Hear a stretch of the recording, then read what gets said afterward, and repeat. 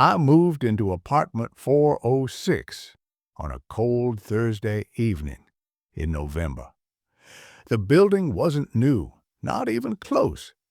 The paint on the stair railings peeled in long strips, and the halls smelled faintly of damp wood and forgotten dust.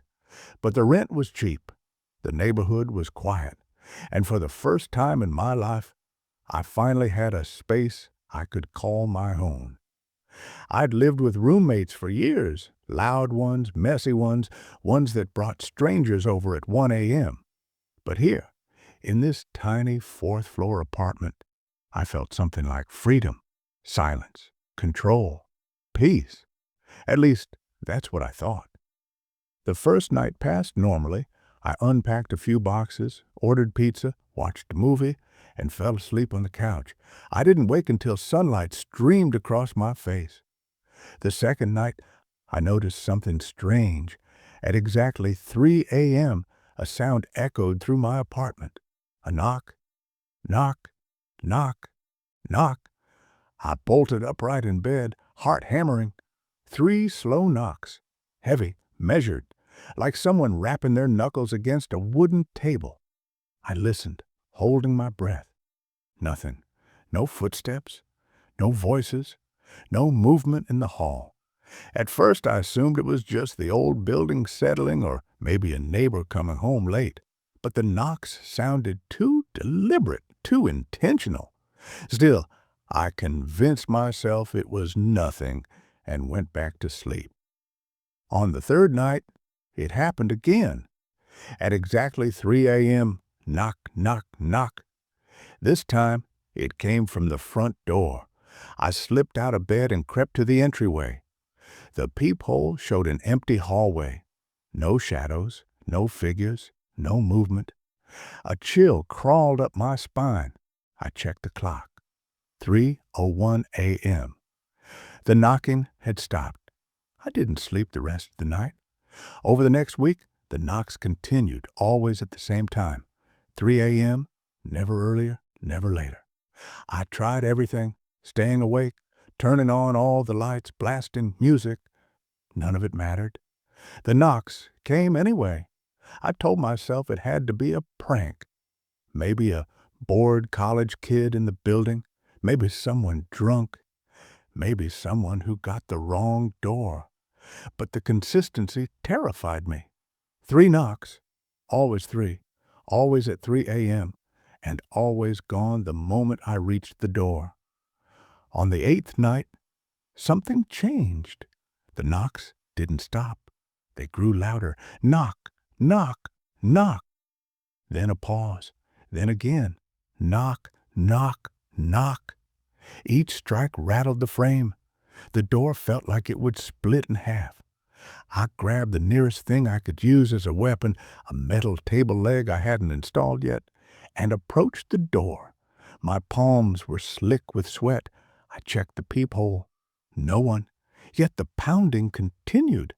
I stepped back, heart clawing up my throat. I didn't know what to do. Should I call the police? Should I shout?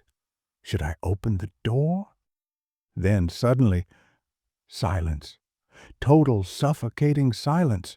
I stayed awake until sunrise with the lights on, gripping the metal leg like it was the only thing keeping me alive. In the morning, I went straight to the property manager, a middle-aged man named Harris, who always seemed half asleep. "There's someone knocking on my door every night at 3 a.m., I told him. "It's loud, aggressive. It's been happening for a week." He scratched his beard, unimpressed. "Fourth floor's usually quiet. Could be pipes. They make noise when temperature changes." "That wasn't pipes," I said firmly. "It was knocking, with a fist." He sighed. "Look, kid, these walls are thin. Sound travels weird. Nobody else complained." "Because it's only happening to me," I whispered. He stared at me for a moment, studying my face like he was trying to decide if I was telling the truth or losing my mind. "I'll check the cameras," he finally said. "Thank you." But his tone made it clear he didn't expect to find anything. That night, I didn't sleep at all. I sat on the couch, facing the door, table leg in hand. 2:40 a.m., 2:50, 2:57. The apartment hummed with the low buzz of the refrigerator and the occasional creak of the walls. 2:59 a.m. I held my breath. 3 a.m. Nothing. 3:01. Still nothing. 3:02. Relief washed over me so quickly I felt dizzy. Maybe it was finally over. Maybe confronting Harris scared off whoever it was. Maybe. 3:03 a.m. Knock, just one. Light, gentle, almost like a playful tap. I froze. Then knock. Another one. Soft, teasing. Then a third. Knock. 3 knocks. But slower, stranger, like someone savoring each one. I rose to my feet, gripping the metal leg. "Who's there?" I shouted. No answer. I stepped closer. "Say something." Silence. I looked through the peephole. Empty hallway. But this time, it was different. The hallway lights usually stayed on all night. But now the corridor was dim, almost completely dark, except for a faint flickering glow from the far end near the stairwell. I stared, pulse racing. Then something happened that made every hair on my body stand up. The peephole view glitched. For a split second I saw someone, standing directly in front of my door. A tall, shadowy figure, no face, no features, just darkness, with the vague shape of a man. I jerked back instinctively, slamming my shoulder against the wall. When I dared to look again, the hallway was empty. I didn't sleep at all. The next morning, I went back to Harris. "I need to see the camera footage," I said, "from last night." He frowned but pulled up the recordings on his old laptop. Grainy black and white images flickered on the screen. Hallway views, stairwell angles, the entrance lobby. "Time?" he asked. 3 a.m. He scrubbed through the video. Nothing. The hallway in the footage was bright, well lit, completely different from what I saw through the peephole. No shadows, no figures, no flickering light, no knocking. "See?" he said. "Quiet as always." I felt sick. "What about the sound?" I asked. "Is there audio?" He shook his head. "Old system. No audio." I rubbed my temples. "You're telling me no one came to my door?" "Nobody," he confirmed. I left the office more confused than before.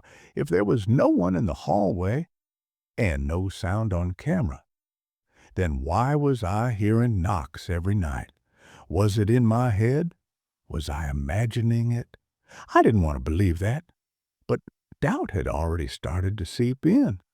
That night, I set up my own test. I placed my phone on a tripod pointed directly at the front door, recording continuously. If someone knocked, the camera would catch it. I'd have proof. I sat on the floor with my back to the wall, watching the door without blinking. 2:50 a.m., 2:58, 2:59, 3 a.m. Nothing. 3:01, no sound. 3:02. Still nothing. 3:03, knock, a single tap. My phone picked up the sound. The audio spiked clear on the screen. Relief flooded me. Finally, proof. But then the knocking continued. Soft, slow, knock, knock, knock. Exactly 3, as always. I stayed frozen until the sound stopped. When the apartment fell silent again, I crawled to my phone and stopped the recording. Hands shaking, I replayed the footage. At 3:03:12 a.m., 3 knocks echoed clearly, but something was terribly wrong. The video showed the door the entire time. No shadows, no movement, no one in the hallway. But the worst part wasn't what I didn't see. It was what I did see.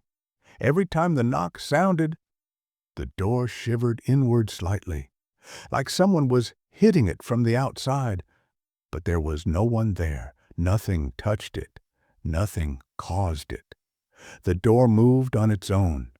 I dropped my phone, heart slamming against my ribs. I wasn't imagining anything.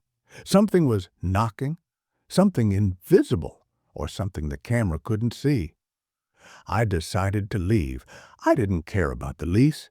I didn't care about my deposit. I didn't care about anything except getting out of that building. I packed a duffel bag, grabbed my phone, and headed to the door. But when I reached for the lock, the knocking started. Not soft, not gentle, not slow. This time, it was violent. Boom, boom, boom. Each strike shook the hinges. The wall trembled with every blow. Plaster dust fell from the frame. The picture on the opposite wall rattled. I stumbled back, terrified out of my mind. "Stop!" I screamed. The pounding grew harder, louder, faster. Boom, boom, boom, boom, boom. The wood groaned. I backed into the corner, shaking, clutching my bag like a shield. Then it stopped, all at once. I didn't dare move. The apartment felt deathly still. Then, through the silence, I heard something new. A whisper, right behind the door. A faint voice, low and breathy, like someone pressing their mouth against the wood. "Let me in." My blood ran cold. I didn't move for nearly 10 minutes. When I finally approached the peephole, heart in my throat. The hallway light flickered again, and down at the far end of the corridor, I saw it. A shadow, tall, still, facing my door, watching. I stumbled back, grabbed my keys, and made a decision that felt less like a choice and more like instinct. I ran. I flung the door open and sprinted, down the hall, down the stairs, out the building. I didn't look back. Not once. I never set foot in apartment 406 again. I called Harris the next morning from a hotel room and told him I was breaking the lease. He didn't argue. Maybe he heard the fear in my voice. Maybe he'd heard similar things before. I never asked, and he didn't explain. I moved to a different city a week later. New place, new building, new life. But even now, months later, some nights I wake up at exactly 3 a.m. Not because of a noise, not because of a dream, just awake, aware, listening, waiting, and every time without fail, I feel like someone is standing on the other side of my door, knocking, knocking, knocking. I never believed in signs or warnings. Not until the night someone else's reflection stared back at me from my bedroom window. It started 3 months after I moved into my new apartment, a small studio overlooking a narrow alleyway. The place wasn't fancy, but it was affordable, quiet, and close to work. Perfect for someone like me who preferred solitude. I loved evenings the most. The orange glow of sunset through the window, the city noise fading beneath the hum of my fan. It was peaceful in a way I hadn't felt in years. But peace doesn't last forever. And mine ended the night I first saw her. The first reflection. It was 11:47 p.m. I remember that because I glanced at my phone right before turning off my computer. The room was dark, except for the faint light from the street lamp outside. I stretched, cracked my knuckles, and walked toward the bed. That's when I noticed something odd. My window overlooked the alley, and at night it usually showed nothing but my own reflection and the soft glow of the lamp behind me. But that night, there was something else. Someone else. A girl. Standing behind me. My heart slammed against my ribs. I spun around, expecting, praying, to see someone in my room. But there was no one. It was empty. I turned back to the window, pulse racing. The reflection had vanished. Just me. Just the room. Just the usual darkness outside. I tried to convince myself it was a trick of the light, or maybe I was overtired. After all, the brain does strange things when it's exhausted. But deep down, I knew what I saw. A pale face. Long dark hair. Wide, expressionless eyes staring at me. And a mouth that didn't move. Night 2. The next night, I kept the lights on. I stayed awake late, working on my laptop, pretending nothing was wrong. Every few minutes I glanced at the window, half hoping to see nothing, half terrified I'd see her again. 1:03 a.m. 1:27. 1:49. Nothing. At 2:06 a.m., my eyes started to droop. I closed my laptop and leaned back on the couch. That's when I heard it. A sound. Not loud. Not sudden. Just soft. A tap. Tap, tap, tap. My eyes shot open. It came from the window. 3 slow taps, spaced perfectly apart. Like knuckles gently knocking on the glass. I stared at the window, chills creeping up my spine. The curtains fluttered lightly, though no air was moving. Then, a shadow passed across the glass. Not outside. Not inside. Right on the surface. Like someone pressed their hand against the window from the other side of the reflection. I couldn't move. And then, in the reflection of the room, something shifted, a faint outline forming behind my shoulder. Long hair. Pale face. Unblinking eyes. I shut my eyes tight. When I opened them again, she was gone. No taps. No shadow. No reflection. But I no longer felt alone in the apartment. I didn't sleep that night. The research. By the third day, curiosity overpowered fear. Who was she? Why was she appearing in my window? I searched the building history, the alley history, the town history.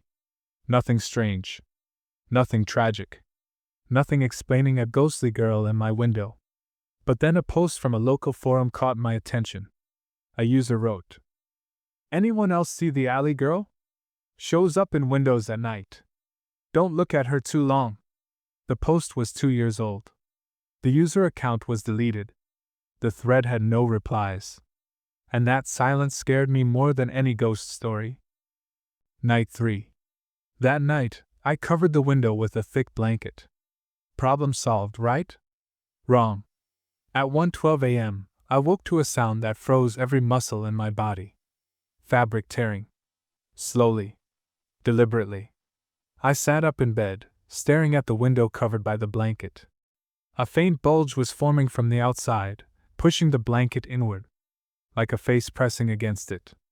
Like someone, or something, was leaning against the glass hard enough to push the fabric. I held my breath. The pressure increased. Then stopped. The blanket stilled. Silence. I didn't check behind the blanket. I didn't move. I didn't breathe. I sat there until sunrise. And when light filled the room, the blanket was unchanged. No tear marks, no indentations. As if it never happened. But I knew it did. Because I wasn't alone. And she wasn't just a reflection anymore. Night 4, she spoke. I decided to record the window. I set my phone on a tripod, pointed at the blanket-covered glass, and hit record. Then I sat on the couch, headphones in, pretending to watch something on my laptop. But I kept the volume low. Just in case. 2:03 a.m. Soft footsteps echoed in the alley. Slow. Dragging. Uneven. My heart clenched. I muted the laptop. The footsteps stopped right outside my window. Silence. Then, a whisper. Barely audible. "Look at me!" I froze. The voice wasn't outside. It was right behind me. Inside the apartment. Slowly, I turned my head. Nothing. But when I looked at the window, something changed.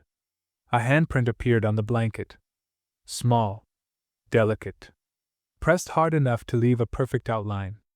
Then the whisper came again. "Let me in." I stumbled back, knocking over the tripod.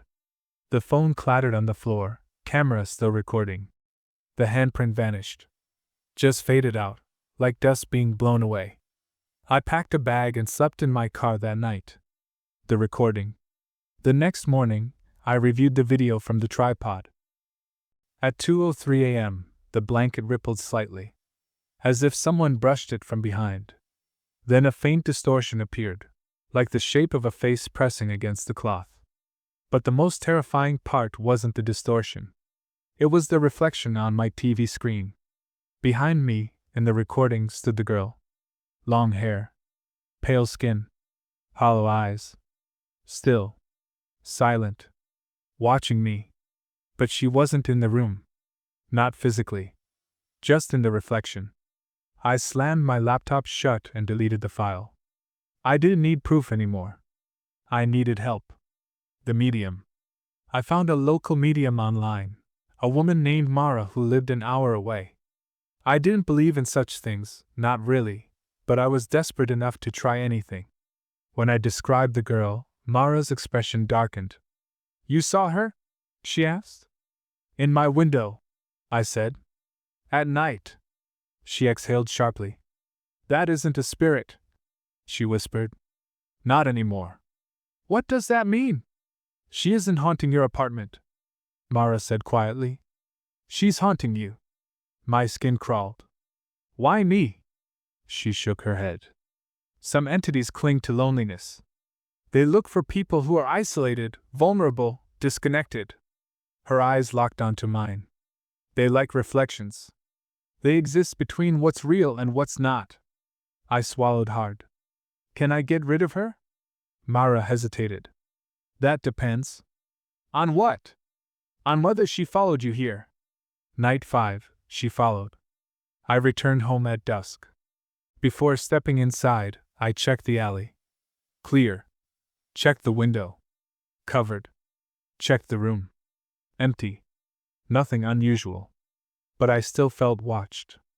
I went to bed early, too tired to think. Too drained to fear. At 2:58 a.m., I woke up gasping. Not from a sound. From cold. Freezing cold. The air felt like winter. My breath fogged in front of my face. From the corner of my eye, I saw movement. Something shifted near the window. Slowly, I turned my head. The blanket was gone. Completely gone. The window was bare. And she was standing on the other side of the glass. Her face pressed against it. Her eyes wide and empty.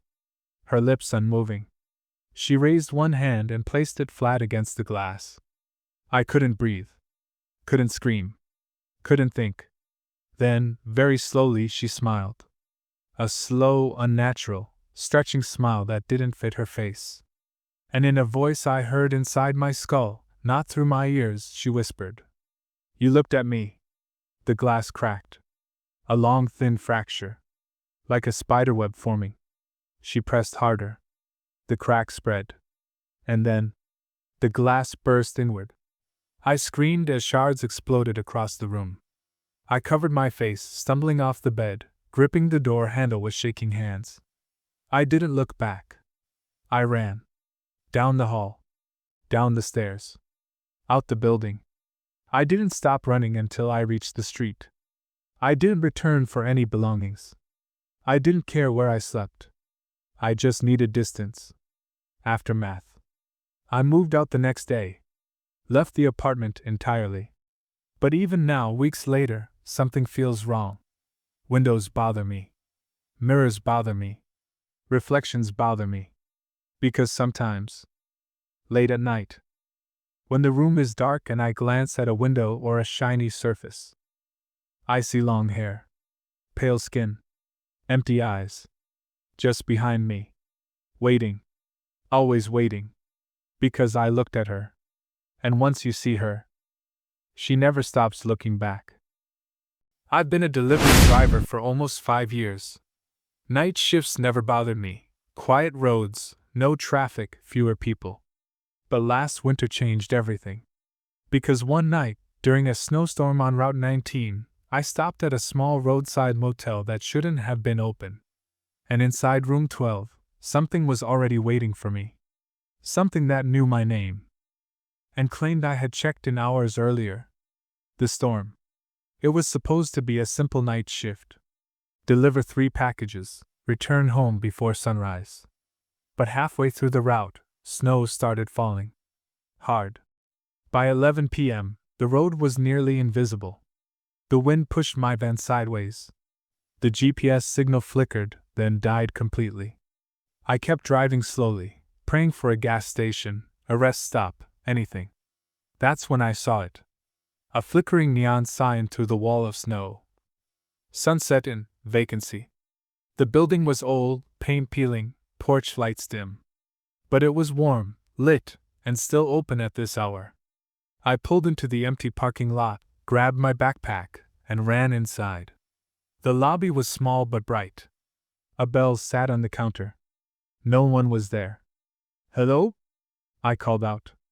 Silence. Then an old man emerged from the office behind the desk, thin face, deep wrinkles, white hair combed neatly. "Rough night, son," he said calmly.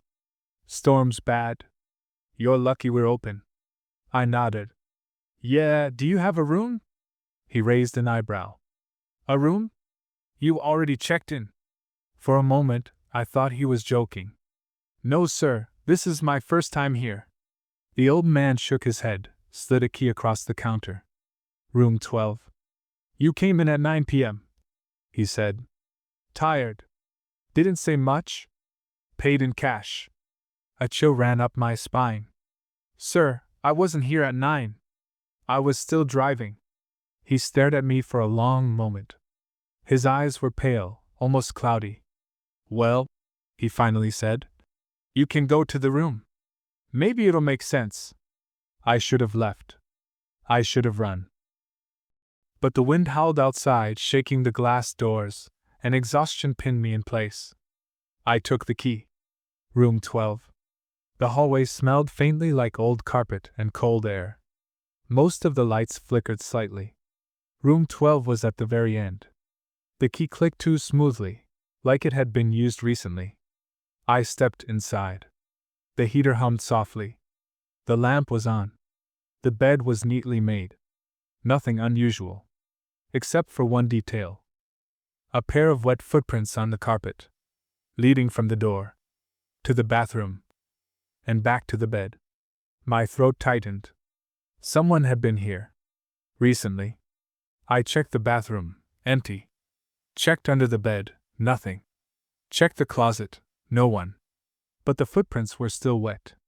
Meaning they were fresh. Meaning whoever made them wasn't long gone. Meaning the manager wasn't lying. Someone had checked in as me. Someone who walked in this room, took a shower, walked out, and left the lamp on for me. The notebook. On the small table beside the bed lay a thin notebook. Black cover. No logo. Curious and uneasy, I opened it.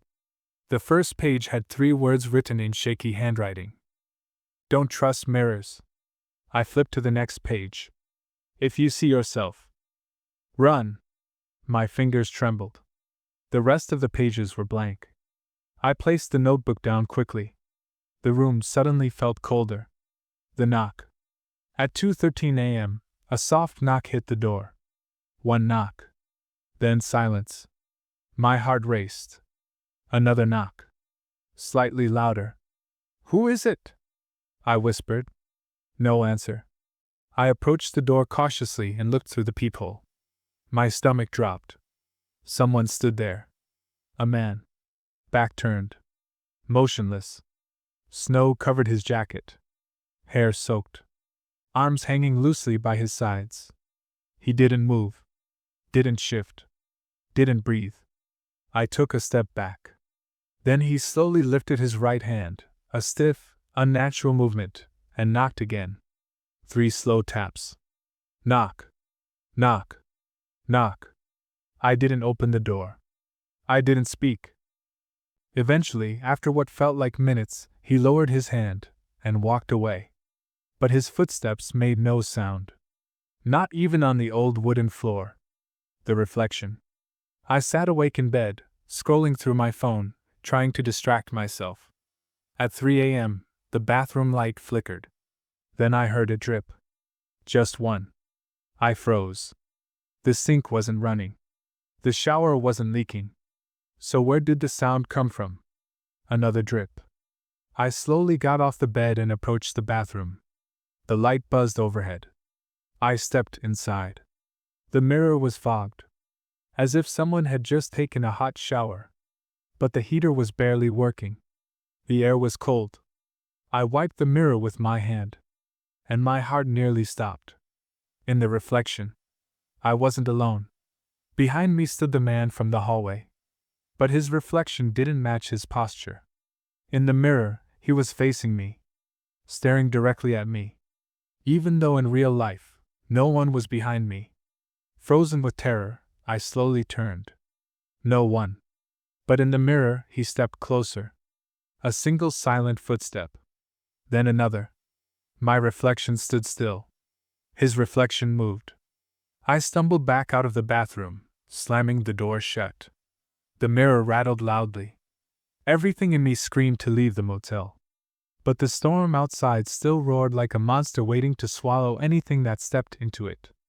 The call. At 3:27 a.m., the room phone rang. Old corded phone. Yellowed with age. I stared at it. It rang again. And again. With trembling hands, I picked it up. Hello? No sound. Just faint breathing. Then, in a low voice, my voice, someone whispered, "Why did you come back?" I dropped the phone instantly. My own voice had spoken to me. The exact tone, the exact rhythm. I backed into the corner of the room.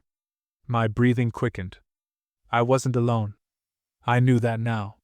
Something had been here before me. Something that looked like me, talked like me, moved like me. Something that checked in at 9 p.m. The manager's story. Unable to stay in the room a second longer, I ran to the lobby. The old manager sat behind the desk, as if he hadn't moved all night. "I need to leave," I said, panting. "Something's wrong with room 12. He didn't look surprised. "You saw him," he said quietly. I didn't answer. "You shouldn't stare at reflections," he continued. "They hold what we fear the most." "What is he?" I asked, voice shaking. The old man sighed deeply. "Not a ghost.